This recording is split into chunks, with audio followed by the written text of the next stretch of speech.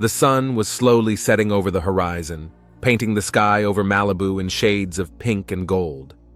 Elizabeth Anderson meticulously inspected the New Year's Eve arrangement in the living room. A snow-white fir tree decorated with silver balls, exquisite table settings, candles in vintage candlesticks. Everything should look perfect for an evening shoot. "Alex, light a little to the left." She adjusted a strand of brown hair that skillfully hid the gray. "And let's try shooting through a wine glass. It'll make a nice bokeh." Her husband's 17-year-old nephew silently repositioned the softbox, adjusting his Canon. Over the past 6 months, he'd become adept at capturing all of Elizabeth's desires regarding photos for her lifestyle blog.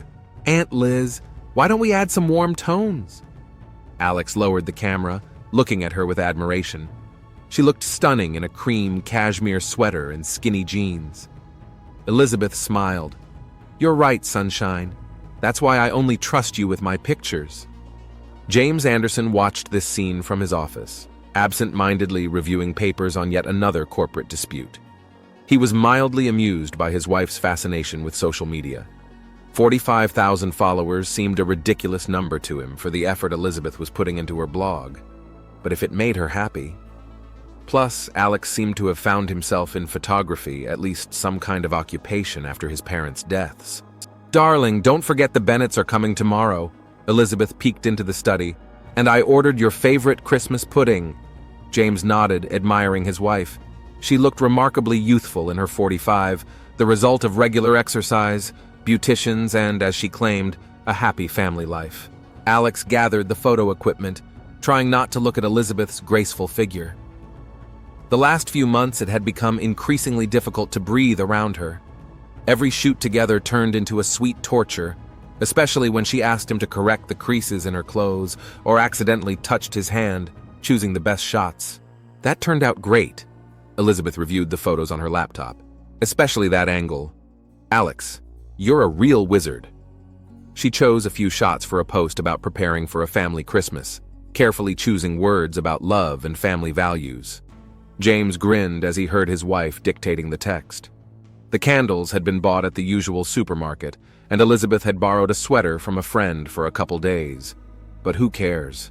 The main thing, a beautiful picture of life, of which the subscribers dream. Evening was descending on the coast. Alex went up to his room, carefully wiping the lenses. A notification flashed on his phone screen. Elizabeth had tagged him in new photos. He opened the last photo and froze.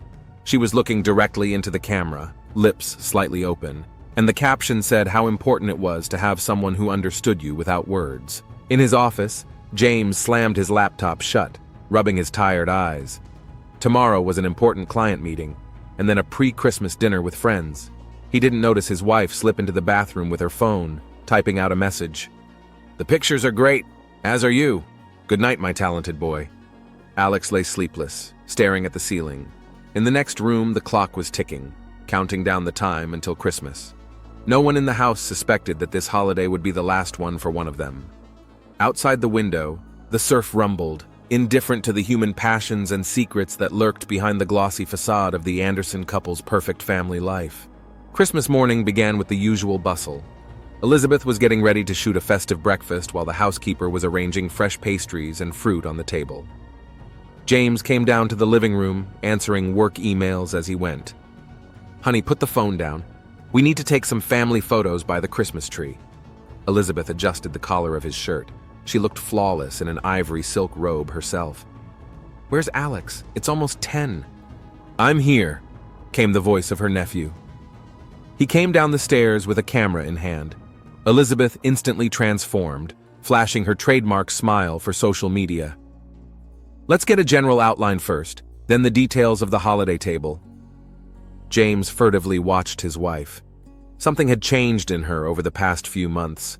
There was a particular liveliness to her movements when Alex was around. He'd written it off to her fascination with blogging, but today, something scratched his attention. "Aunt Liz, why don't you sit down like this?" Alex gently touched her shoulder, guiding her. His fingers lingered a little longer than necessary. Elizabeth moved slightly toward the touch, covering her eyes. A second, and the moment dissolved into the hustle and bustle of Christmas morning. After breakfast, James retreated to his study. He had urgent work to finish before the guests arrived. Opening his laptop, he casually noticed that his wife had forgotten to log out of her Messenger account. His finger hovered over the log out button. The correspondence with Alex, marked with a heart, caught his eye. "Don't read other people's messages." The lawyer's stern voice in his head fought the growing anxiety. James was about to close the window when he saw the phrase, "My boy, your hands work wonders." Not just with a camera. Something inside him shivered. With trembling fingers, he scrolled up through the correspondence. Photos, dozens of pictures of Elizabeth, far more candid than the ones that appeared on her blog. "For your eyes only," read the caption under one of them. "Honey, have you seen my phone?" Elizabeth's voice made him flinch. She was standing in the office doorway, and for a moment he thought he saw a complete stranger in front of him. "No," he replied, slamming the laptop shut. "Must have left it upstairs." The day stretched on interminably. James mechanically participated in the preparations for the holiday dinner, trying not to notice how Alex and Elizabeth were constantly finding reasons to touch. Their every look, every gesture was now seen in a new light. The guests were to arrive in the evening, partners from the law firm with their families. Elizabeth fussed in the kitchen, humming Christmas tunes. Her phone was on the table, and James took a moment to unlock it with the familiar passcode, the date of their wedding. The browser history was full of search terms like California divorce, property division for adultery, and how to hide money from your husband. In the notes, a draft of the post. Sometimes true love comes unexpectedly, and age does not matter when two hearts beat in unison. Outside the window, dusk was fading. Somewhere in the house, Alex was setting up the lighting for an evening photo shoot, and Elizabeth was trying on a new dress. James sat in his office, clutching a glass of whiskey. In front of him were printouts of correspondence and photographs, proof of the betrayal that was happening right under his nose. The doorbell rang. The first guests had arrived before the appointed time. James took a deep breath, stashing the documents in the safe. Today they would play the part of the happy family, and tomorrow he would give his wife a special Christmas surprise. Christmas evening at the Anderson home was in full swing. The guests, 15 people from the high society of Malibu, admired the festive decorations and exquisite hors d'oeuvre. Elizabeth shone in a dark green dress, moving from group to group with a glass of champagne. "Liz, your blog is wonderful," James's partner's wife chirped. "These Christmas posts are so inspiring." Elizabeth smiled, speaking habitually about the importance of authentic content. Out of the corner of her eye, she noticed Alex taking holiday photos for her blog. Their gazes met for a moment, and she blushed slightly. James watched his wife, sipping his whiskey slowly. Every gesture she made, every smile now seemed fake. He noticed the way she furtively checked her phone, the way she tensed when he passed too close to Alex. "And now, dear friends," James rose abruptly with a glass in his hand, "I'd like to give a little presentation. Let's call it The Christmas Story of One Betrayal."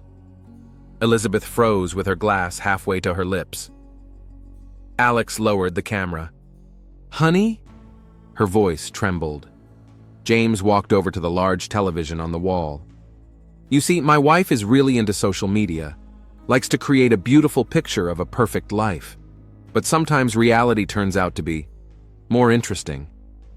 The first slide appeared on the screen, a screenshot of the correspondence.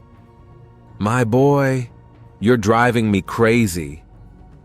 James's voice was calm, but there was a ring of steel in it. Elizabeth went pale, the glass slipping from her hands, shattering on the parquet. "James, stop," she whispered. But he went on.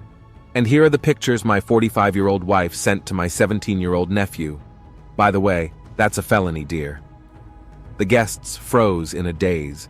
Some quietly groaned, others hastily averted their eyes. Alex, white as chalk, took a step toward the exit, but James stopped him with a look. "Stop. We haven't gotten to the fun part yet. Here we have searches about divorce, division of property, and this one's particularly interesting, Queries on how to get rid of a husband without arousing suspicion. Creative, Liz. Very creative. Elizabeth suddenly straightened, her eyes sparkling. You want a scandal, James? I'll give you a scandal. Yes, I slept with him, because he made me feel alive, unlike you. There was dead silence. The guests began to hurriedly say goodbye, hurrying to leave the house where the family tragedy was unfolding. 10 minutes later, only the three of them, husband, wife, and lover, remained in the living room. You've ruined everything, Elizabeth muttered through gritted teeth. My blog, my reputation. Your blog? James laughed bitterly. It's always been fake, just like you yourself. And by the way, I've already sent proof of your advertising shenanigans to all your sponsors. Alex finally found his voice. Uncle James, Shut up, James barked. Just shut up. You've been living in my house. I replaced your father. And you... He shook his head. Get out. Both of you. You have an hour to pack. When they got upstairs, James poured himself another whiskey. Christmas lights were flashing outside the window, holiday songs were playing somewhere in the distance, and in the Anderson home, a family was dying, destroyed by lies, betrayal, and forbidden passion. He didn't know that in a few hours he would be found dead in this very room, and that it would be the beginning of a story far darker than his wife's infidelity with his nephew. Detective Sarah Chen arrived on the scene at 3 o'clock in the morning. Police cars with flashing lights illuminated the driveway of the Anderson house with a ghostly blue-red glow. Christmas lights still twinkled on the facade, creating a surreal contrast to the crime scene fence tape. What do we have? She asked, walking into the house. Her partner, Mike O'Brien, stepped away from his notepad. James Anderson, 48, successful attorney, found dead in the living room about an hour ago, gunshot wound to the chest. In the living room, CSU was processing the crime scene. James' body lay by the fireplace, a dark stain on the carpet. There was an unfinished glass of whiskey on the coffee table, some photos scattered nearby. Who found the body? Chen pulled on her gloves, looking at the pictures. They showed a middle-aged woman in revealing poses. A neighbor, Mrs. Wilson, says she heard a gunshot around 2 a.m., then screams, looked out the window and saw a woman and a young boy running out of the house. The wife, and who's the other one? And here's where it gets interesting. O'Brien pointed to the TV screen, where a screenshot of the correspondence froze. There was a family scandal here tonight. Anderson publicly accused his wife of having an affair with their 17-year-old nephew. Chen whistled. Wow, that's quite a Christmas present. Where are the wife and boyfriend now? Wanted. Uniforms are checking all the hotels in the area. Preliminary reports say they left in the wife's silver BMW. The medical examiner finished examining the body. Shot at close range, .38 caliber, time of death between 2 o'clock and 2:30 a.m. Interesting detail. Struggle marks on the hand, skin samples under the fingernails. He fought back. Chen examined the fireplace. A gun was revealed behind the logs. Looks like the murder weapon. And what's this? She pulled out a burnt edge of paper, part of some kind of document. O'Brien, meanwhile, was interviewing the servants. Maria, the housekeeper, through tears, said, Mr. James was so kind. After the scandal, he sent all the guests home. I heard shouting upstairs. Mrs. Elizabeth was shouting something about money and reputation. And the nephew? Alex. He was like a son to Mr. James. After his parents died, she sobbed. He's been taking a lot of pictures of Mrs. Elizabeth for her blog the last few months. I thought it was just a job. In an upstairs office, CSI found an open safe. Empty, the technician reported. But there are bills spilled on the floor. Someone was in a hurry. Chen examined the contents of the trash can. Scraps of photos, some printouts. Boss, the young officer called out. There's a surveillance camera in the neighboring house. There's footage of them leaving. A grainy nighttime video appeared on the laptop screen. Elizabeth Anderson literally dragging a bumping Alex into the car. Interesting, Chen muttered. They don't seem to be such accomplices. O'Brien, run every camera on the way out of town and check the bank cards of both of them. By dawn, the house was filled with morning light, making the crime scene even more grotesque. The Christmas tree twinkled with garlands. unopened presents lay beneath it, and trails of blood froze on the floor, the final chapter in one family's story. "We have two suspects," Chen summarized, looking at the picture board. "A wife who was facing public shame and the loss of everything, and the nephew who was facing seduction charges. The question is, which one pulled the trigger? Or did they act together?" Outside the window, Christmas Day was dawning. Somewhere in the city, two fugitives were hiding, bound by secrecy, betrayal, and possibly murder. And it was up to Detective Chen to unravel this tangle of lies, passion, and revenge. "You're right. We need to be consistent. Let's rewrite Chapter 5, keeping it realistic and consistent with the previous parts of the story." "We have a problem." O'Brien burst into Chen's office 12 hours after the murder. "The forensic results from James Anderson's personal laptop just came in. He was doing double bookkeeping in his law practice, forged client invoices, embezzled some of the payments." Chen looked up sharply. "How serious are the amounts?" "In the last year, about $300,000. Enough to explain why the family was barely making ends meet despite his supposedly successful practice. He was losing money in underground poker tournaments. And that's not all." O'Brien placed the folder in front of her. "We found Alex's diary. He discovered the statements and accounts by accident. James noticed his interest and started threatening, saying if his nephew told, he'd end up on the street." On Elizabeth's phone, found in the garden, there was an audio recording of a conversation with her husband. "You think anyone would believe a woman who's having an affair with her nephew? You've built your entire fake blog on lies. Who needs you, you loser?" "That's why she was renting things and lying about her life on social media," Chen muttered, trying to maintain a semblance of prosperity while her husband blew the money. "And that's where Alex came into play," O'Brien nodded. "Young, in love, ready to protect her." In the fireplace, they found the charred pages of James's notebook. "Things are falling apart. Clients are getting suspicious. We need to find scapegoats. The cheating story might work." He was going to blame the fraud on his wife. Chen looked through the paperwork. Present her as a self-serving woman who, along with her lover-nephew, was stealing from his practice. At that moment, a young officer ran into the office. "We found Elizabeth's car, abandoned outside the Delta Motel. There's blood in the back seat." Chen grabbed her jacket. "Get forensics down there, now!" They found bloody clothes and hastily bandaged bandages in the motel room. Camera footage shows Elizabeth limping as she leads a half-conscious Alex to the car. Her face is bruised, his shirt soaked with blood. There was a struggle. Chen examined the footprints in the room. James didn't just threaten, he tried to kill them, to fake a murder-suicide motivated by passion and financial fraud. "But they defended themselves," O'Brien added. "The signs of a struggle, the DNA under the victim's fingernails all point to self-defense." On the bedside table, they found a note written in Elizabeth's hand. "If anything happens, it's all in my old journal. He's not who he says he is. Forgive me." Chen looked at the crumpled bed, at the traces of blood on the floor. Somewhere out there, hiding in the city, were two wounded men who had gone from victims of deception to murder suspects. "We need to find them first," she said, "before others do. Check every hospital in the area. Wounds like this need to be treated." Outside the motel window, rain drizzled, washing away the traces of another tragedy born of lies, fear, and despair. They were here. Detective Chen examined the security cameras of a small 24-hour clinic in suburban Long Beach. Grainy footage showed Elizabeth, in a dark wig and sunglasses, supporting a wobbly Alex.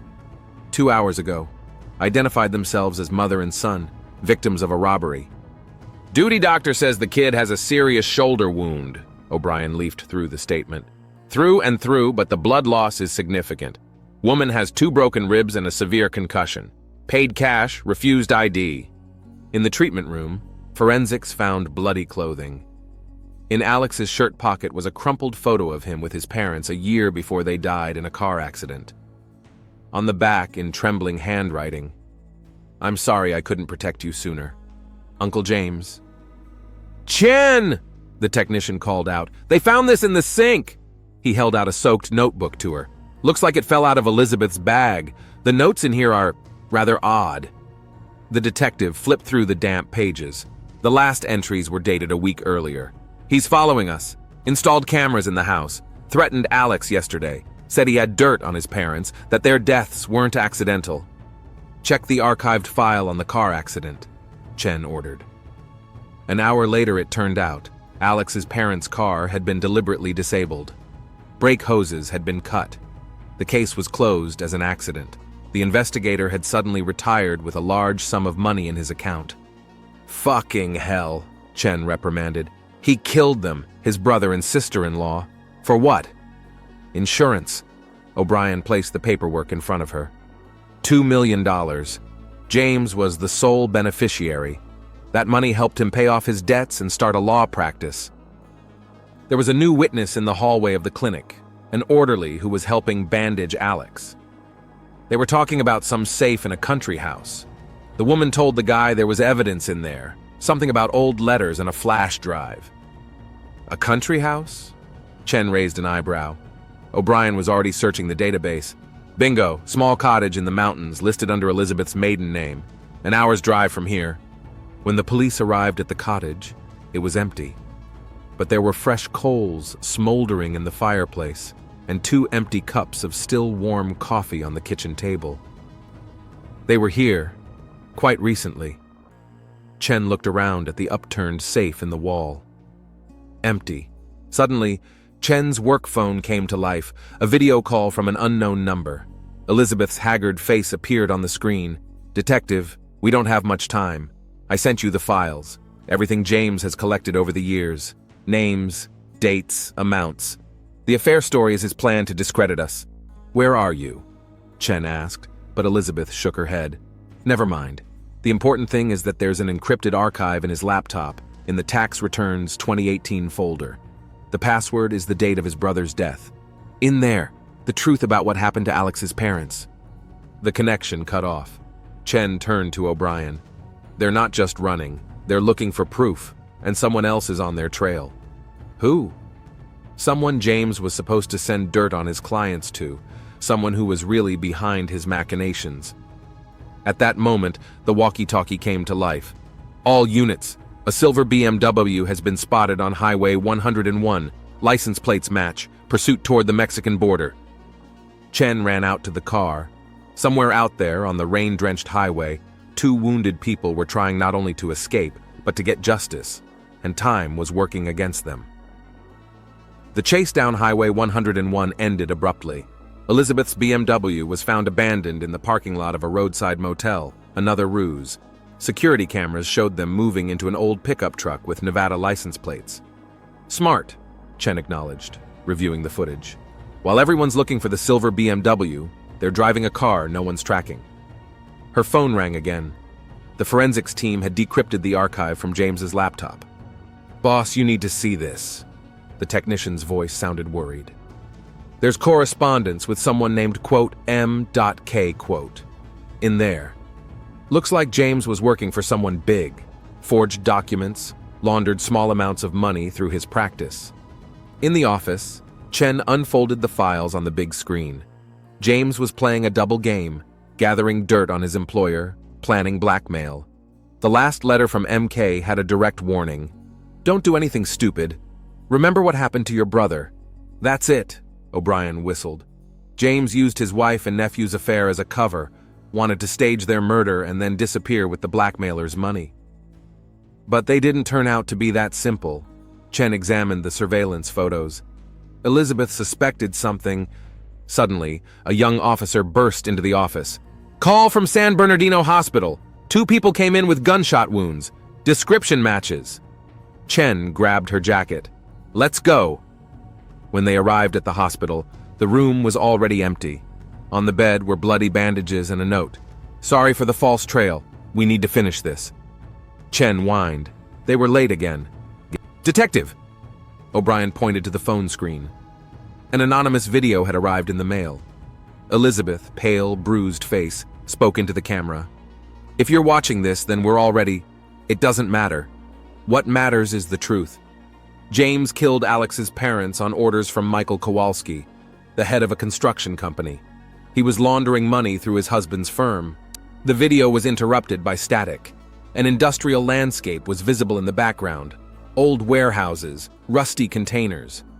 "I know this place." Chen peered into the frame. "It's an abandoned industrial zone in Long Beach. Kowalski used to have a construction business there." "Boss!" A technician ran into the room. "A fax just came in from the FBI. Michael Kowalski is wanted. He was seen at the Long Beach airport 2 hours ago." Chen went cold. "He's on his way to pick them up. Get everyone up. Cordon off the industrial zone." By the time the police arrived at the warehouses, it was beginning to get dark. The silence was shattered by gunshots. Alex jumped out from around the corner, limping, dragging a bloody Elizabeth on his back. 2 men in black chased after them. "Police! Freeze!" Chen shouted, drawing her weapon.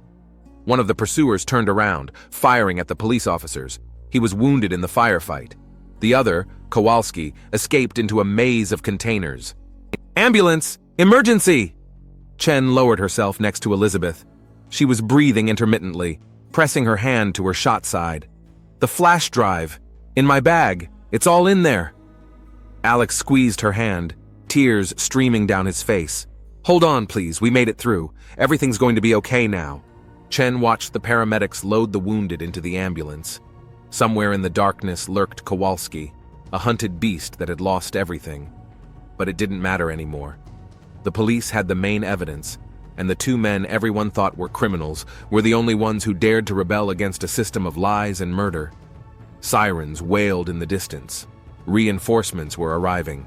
The night in the Long Beach industrial zone turned into chaos. Sirens, gunshots, screams. Elizabeth lay on a stretcher, clutching her shot side as paramedics tried to stop the bleeding. "Flash, detective, take this." She held out a small black drive to Chen. "O'Brien!" Chen shouted.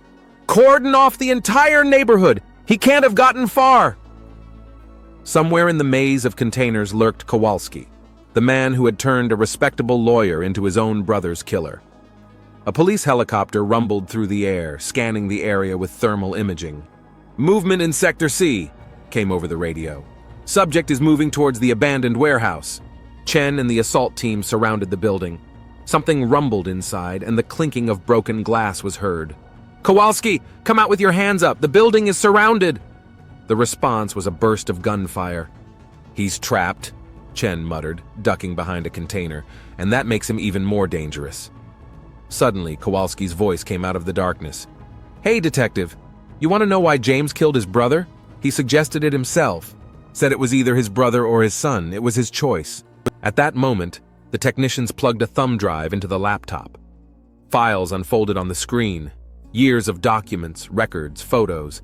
James kept meticulous records of all crimes. Not just his own. The entire Kowalski network. "Boss!" The young officer held out a printout to Chen. "This is a list of all his victims. 23 people over 10 years, all disguised as accidents."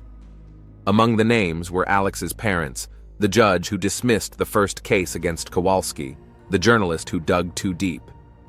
The shootout ended at dawn. Kowalski, wounded in the leg, tried to crawl away through a ventilation shaft.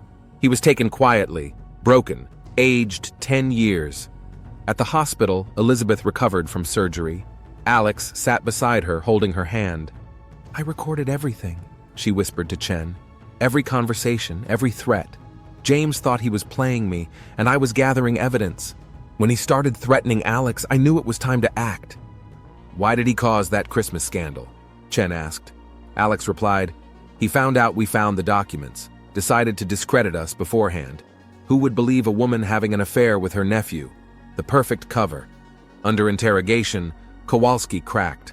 He described the scheme, how the victims were chosen, how James ensured legal cleanliness, how the trail was covered. "You know what broke your lawyer?" He grinned. Not his brother's death.